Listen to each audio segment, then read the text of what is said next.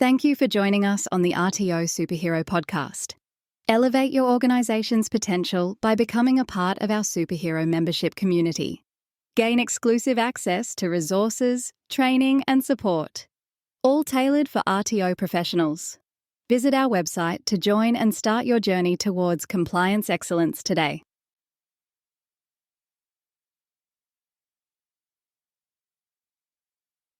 Welcome to the RTO Superhero Podcast with me, Angela Connell-Richards, and my guest, Lauren Hollows. Welcome, Lauren. Hello again. Welcome back. Lovely to have you online again today. So today's topic is a hot topic. Lauren jumped online on LinkedIn recently and had a bit of a rant about hiring the right RTO consultant. And I was like, yeah, go for it, Lauren. That's fantastic because I'm sick of seeing this happening in our industry. So we thought we'd do this as our hot topic today. So, Lauren, you worked with this, you got this recent client that came to you who was had been with a consultant. Share with the audience what happened.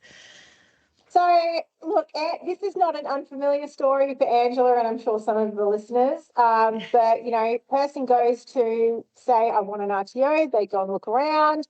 They find someone with a schmick website. And this person says, no worries, we can set it all up for you. We'll take care of everything. We'll do this. We'll do this. Application goes in. This person is applying for CRICOS. So they're obviously paying for a rental for a facility. And, 6 months goes down the track, 9 months goes down the track. Okay, all of a sudden, they finally get their call from ASQA. And now, in this particular case, this consultant had actually retired. So they go, oh, look, we've retired now.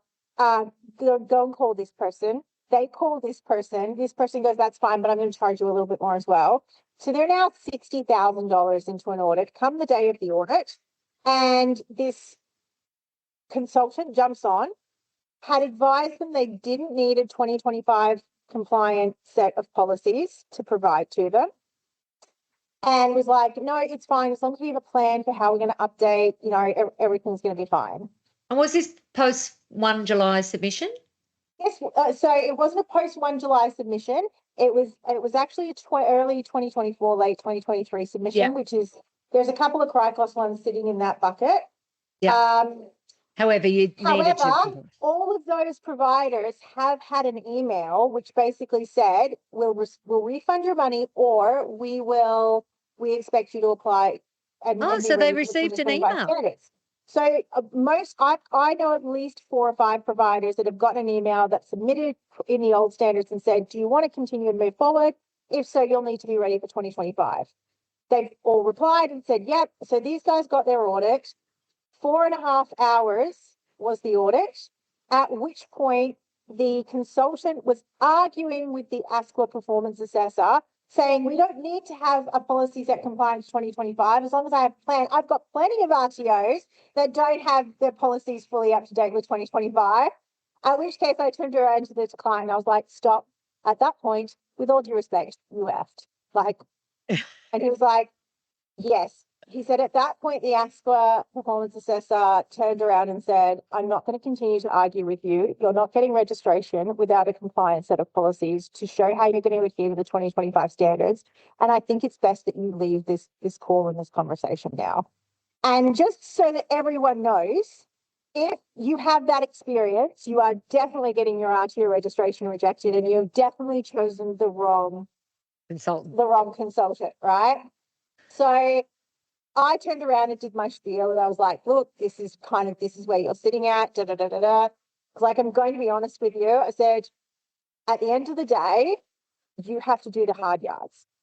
If you can go and talk to any consultant, if they tell you they're going to do everything for you, you're going to get into trouble, because ASQA does not care about what the consultant knows. ASQA knows that there are plenty of us consultants out there that know how to run an RTO.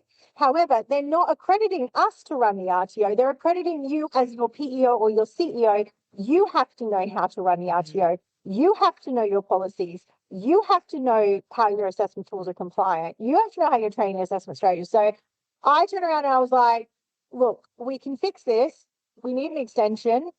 I was like, but you are going to be working 2 to 3 to 4 hours a week. You're going to watch the videos I tell you to watch. You're going to read the policies I tell you to read. You're going to sit in on all of the validations. You're going to, you're going to contextualize you train. We're going to update all your training and assessment strategies. You're going to sit there with your trainers so that you understand how to create a proper, compliant, trainer matrix. I said, we'll help you. We'll give you the templates and we'll explain to you why you need to include these things.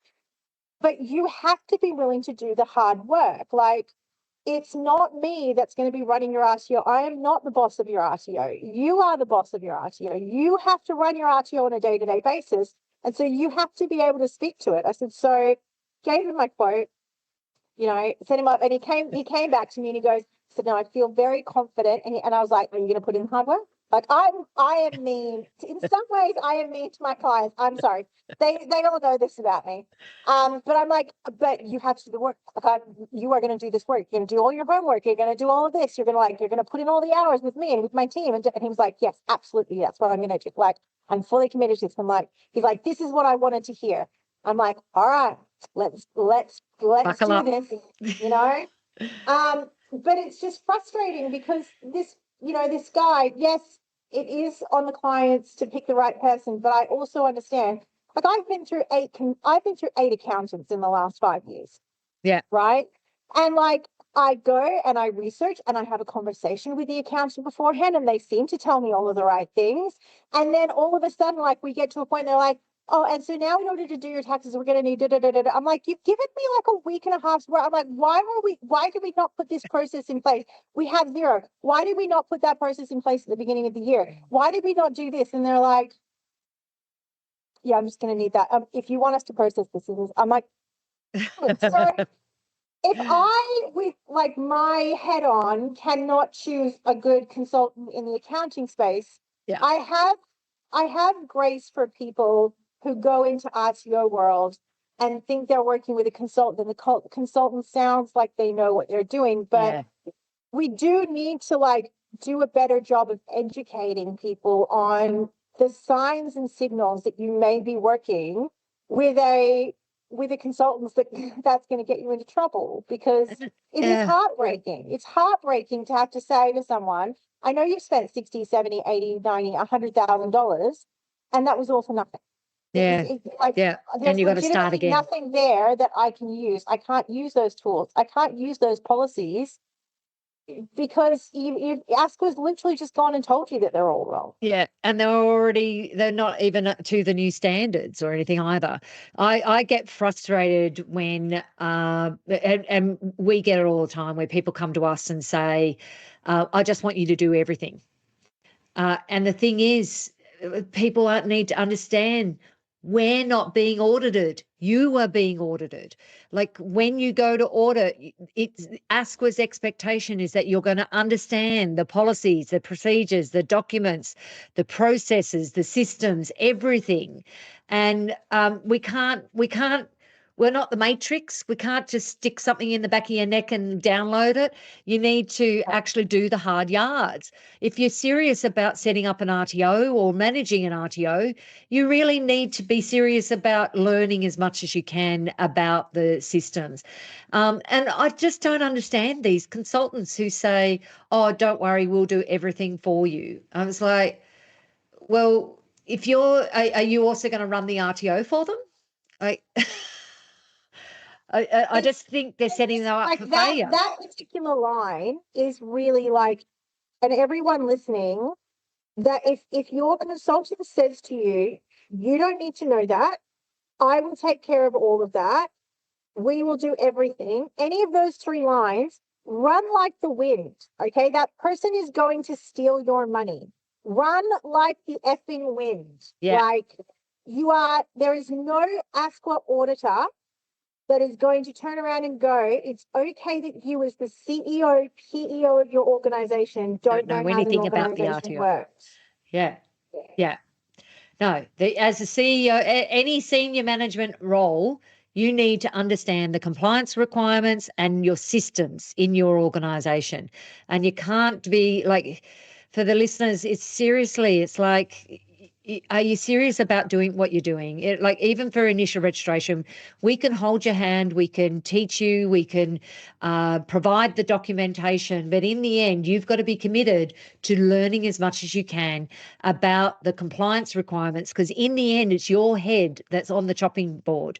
If there's any non-compliances as initial or re-registration, you're the one that's going to cop it, not the consultant. So you should really be setting yourself up for it. So I'm going to ask you a question. How can that mindset of setting up an RTO for failure when it comes to compliance, how, like, really, what do you think people should be doing? So, I mean, look, anytime you go into any business, I expect there's going to be a learning curve, right? I've been in business. I've had several businesses now.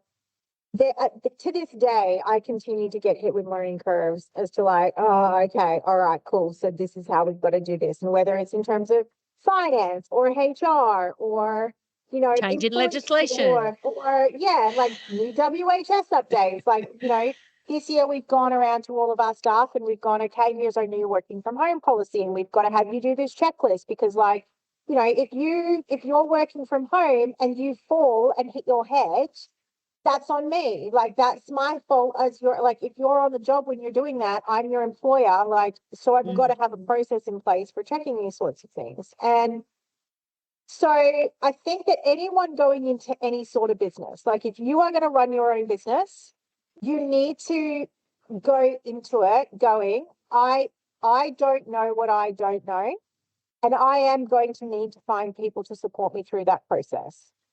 But part of finding people who will support me through that process is not just looking for people who will support me and do things for me, but it's looking for people who will upskill me to ask the right questions. And, so like in finance or in accounting, my mum is a bookkeeper. And so she was like, okay, so when you're looking for a bookkeeper, I want you to ask these questions. And when you're looking for an accountant, I want you to ask these questions. And, when we were looking at, like one of the, I got a learning curve early in the piece where I didn't realize that there was different work cover in every state. So like I went out and got my insurance, thought I was being a good girl, and then got contacted by one of the states and they're like, you don't have work cover with us.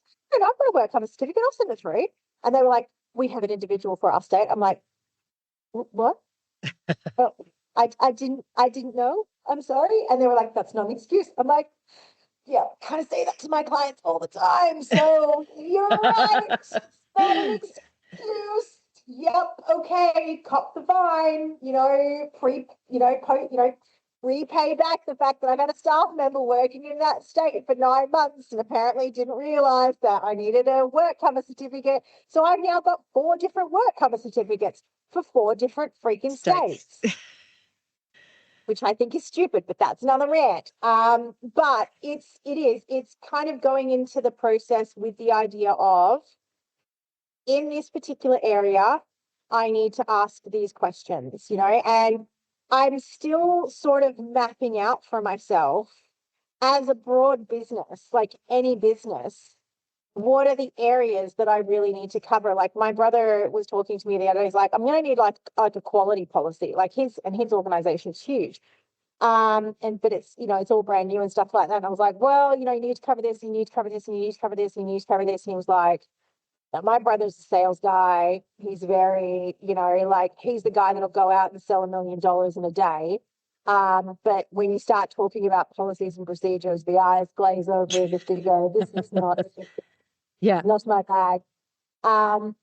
So, like I'm slowly kind of getting that framework together, and ISO is a good sort of a base for that, I think, but it really is having that business mindset. And you and I are quite big on this. When you run an RTO, you need to understand RTO, you need to understand vet, and that's complex as it is. What is more complex is running an actual business. Yes. So, insurances and legislation and safety and finance and HR and, all of this sort of stuff. and having a framework of going, who are the people around me that I can go, okay, I'm going to work with you. And your consultant is kind of your mentor. And that's, Yeah. I kind of think that's the way that you want to look at it, is you want to have somebody who is going to mentor you to build you up, to kind of go, these are like, when you're hiring an admin, these are the questions that you should ask. These are the skills that we're going to be looking for. When you're hiring a trainer, these are the questions you want to ask. These are the skills that we're going to be looking for. Because if you talk to a trainer, the questions that I want you to ask are things like, okay, so talk to me about, a time when you've had the student crack it in your class. How have you managed that situation? How do you go when you're working on site with an employer? How do you manage that relationship of working with the employer while keeping the student happy and everything like that? How are you going to approach the issue of, like, there's something in the training package that you have to teach, it's out of date, how do you approach that? Like, I love that question for trainers, because so often I'll see trainers go, right, guys, we're going to have to talk about this now. No, it's completely, irrelevant, but the training or the RTO requires that we teach this. And I'm like, thank you. Like, thank you very much. You can move on. Yeah. So it's kind of getting yourself into that headset of, like, who is going to be my mentor to build my skills so that I can run this, so that I can make my own decisions, as opposed to who's going to be the guru who, tells me all of the answers, like Yeah. that's the kind of, like, mindset shift that I think you need to have when you're looking for a consultant in any industry. So give me a quick checklist. What should listeners who are online now, whether it's for initial registration or re-registration, what should they be looking for when they go looking for a consultant?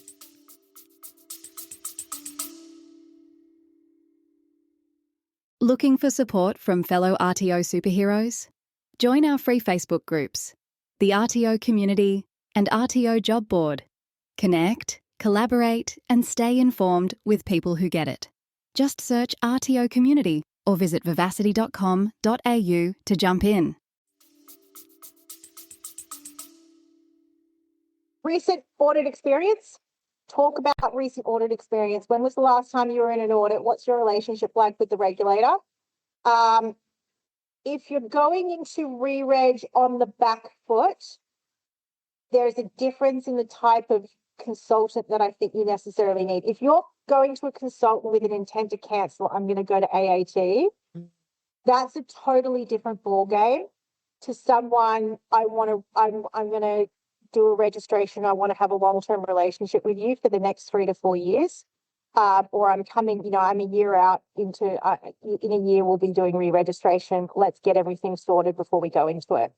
There are AAT consultants in our industry who very much focus on AAT. They have very different relationships with the regulator, totally understandably so. But it's because that's their specialization. So, like, Peter Dukas, Judith Bowler, Raylene Bartlett, all AAT specialists have a very different relationship and approach to managing an AAT project than you and I would in, hey, I want to start up an RTO. Let's have a relationship for the next 3 to 4 years so that, you can build my skills, lay a solid foundation with me, and then keep checking in with me to make sure that, I'm paddling in the right direction, right? Yeah.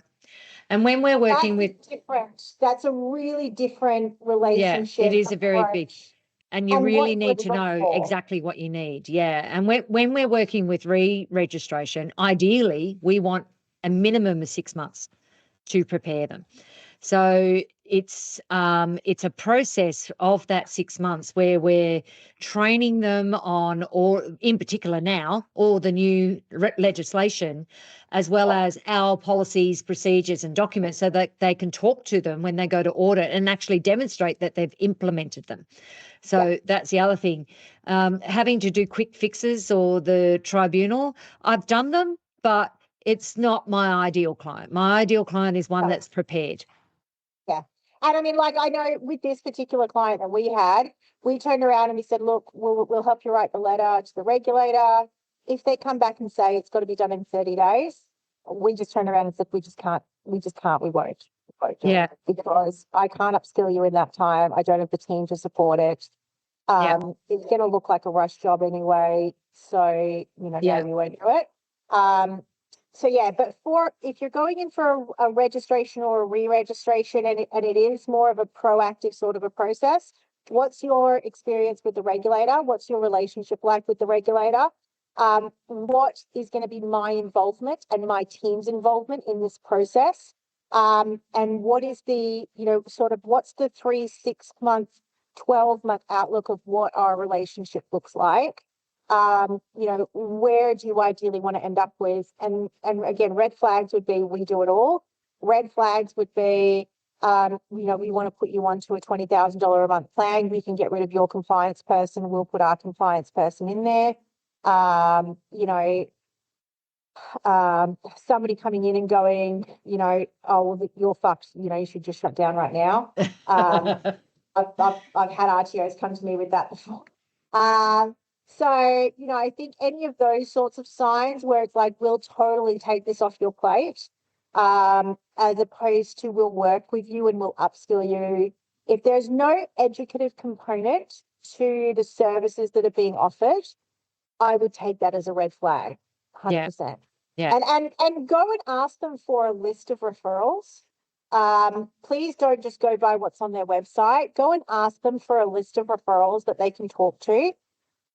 You should be able to see a couple of RTOs that either have been recently registered, that have recently achieved their registration or their re-registration, and preferably, a new registration or a CRICOS re-reg should be sitting there. Ideally, a couple within the last year is what I would look for, because it means they've actually gotten people through. As opposed to if you're going on to and they're giving you a reference list and you're jumping on there and going, well, hold on a second, you only got 2 years registration, or 2 years re-registration, as opposed to your 7 years. Or, well, you've got re-registration, but you've got a condition on your registration. Why do you have a condition on your registration? And that's, that takes a little bit of knowledge. But it's there in TGA. So get a list of references, go and check out what's on there on TGA, and speak to the CEO or speak to their referee. Again, make sure that referee that for that organization is actually someone listed on TGA. But do that little bit of due diligence, because ASQA's going to actually ask you how you've arrived at using your consultant as your consultant and what process you followed.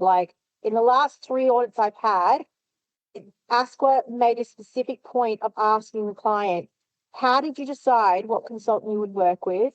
What checks did you do? Did you check her qualifications? Now, I was very, very fortunate. The auditors were very lovely to me, and they were very, they were like, okay, cool, and we got our registration and everything like that.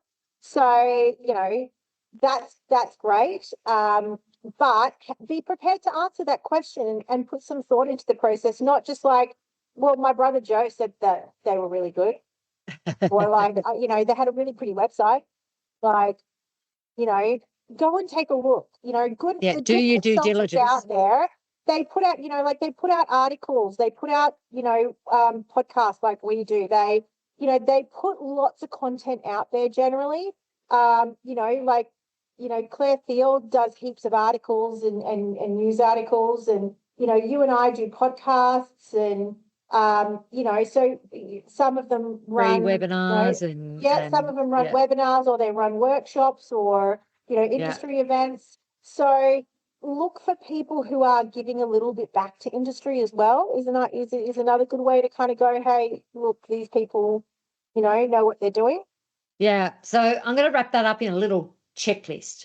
So from what I've heard from Lauren, and also my advice as well. So if you were to go for a checklist with how to hire the right consultant, it would be looking at their background, their experience, how many audits have they been to, what audits have they been to in the last year, getting referees from previous clients, what experience and knowledge do they have in the industry, Have they got other things that they distribute, like videos, or I know you're very active on your YouTube channel, podcasts, webinars, things like that. But most importantly, you need to identify, is that consultant going to be able to work with you, and what are your expectations?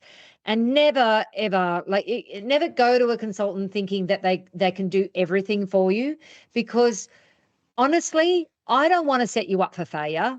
Lauren doesn't want to set you up for failure. We want you to get through your ASCL audit and be compliant. So the process we have is for you to set you up for success, to ensure that you have everything you need in order to get to that audit and speak to the policies and procedures, understand the system, understand the compliance requirements and how to implement it, and take responsibility, accountability, which is one of the requirements under the new standards now. You've got to be accountable. And for those consultants that are out there that offer to do everything, stop it. Really, you need to. No way. No, you need to put a system in place. You're really setting up people for failure and taking their money, when you should be, if you really want to provide a good service to our industry sector, we need to teach them. We need to teach people how to fish, how to do it themselves, and then fly, be free. So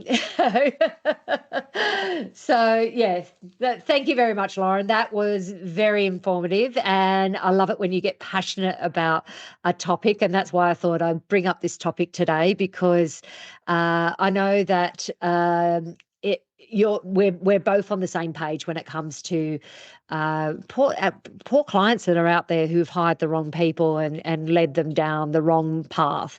And honestly, we just want to make sure that you're getting the right advice. So yeah, thank you very much, Lauren, for joining me again today. In our next podcast, we're going to be going through the changes in training packages. There are a number of new changes that are coming again, and Lauren's going to share with me some techniques and tools and things that you need to know about these changes. Thank you again, Lauren. See you next time. Okay. Awesome. I'm trying. Thank you for listening to the RTO Superhero podcast. Ready to transform your compliance process? Discover Comply Hub, Vivacity's AI-powered compliance management system, designed to streamline your operations and give you peace of mind. Visit our website to learn more and schedule your demo today.